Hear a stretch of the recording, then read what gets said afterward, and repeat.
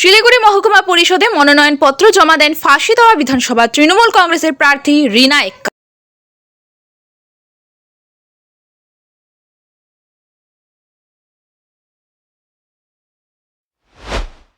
মাটিগাড়া নকশালবাড়ি কেন্দ্রে বিজেপি প্রার্থী আনন্দময় বর্মনকে ঘিরে মনোনয়ন জমা দেওয়ার দিন ব্যাপক জনসমাগমের ছবি সামনে এলো। বৃহস্পতিবার শিলিগুড়ি শহরে তার সমর্থনে অনুষ্ঠিত শোভাযাত্রায় গ্রাম ও শহর উভয় এলাকার মানুষের অংশগ্রহণে গোটা এলাকা জনজোয়ারে চেহারা নেয়।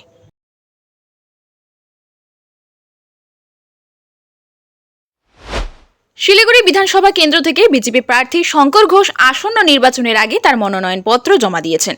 মনোনয়নের পর তিনি জানান এটি একটি নিয়মিত প্রক্রিয়া এবং পাশাপাশি তিনি আগের মতো সংগঠনের কাজ চালিয়ে যাবেন। শিলিগুড়ি বিধানসভা কেন্দ্রে তৃণমূল কংগ্রেস প্রার্থী গৌতম দেবের মনোনয়ন ঘিরে এদিন চোখে পড়ার মতো ভিড় জমে। সকাল থেকেই দলীয় কর্মী সমর্থকদের ঢল নামতে থাকে, আর সেই উচ্ছ্বাসে গোটা এলাকা যেন উৎসবের আবহে পরিণত হয়। মনোনয়ন জমা দেওয়ার পর গৌতম দেব জানান, এই জনসমাগম শুধু দলের মধ্যে সীমাবদ্ধ নয়, বহু সাধারণ মানুষের স্বতঃস্ফূর্ত উপস্থিতি তাকে অনুপ্রাণিত করেছেন।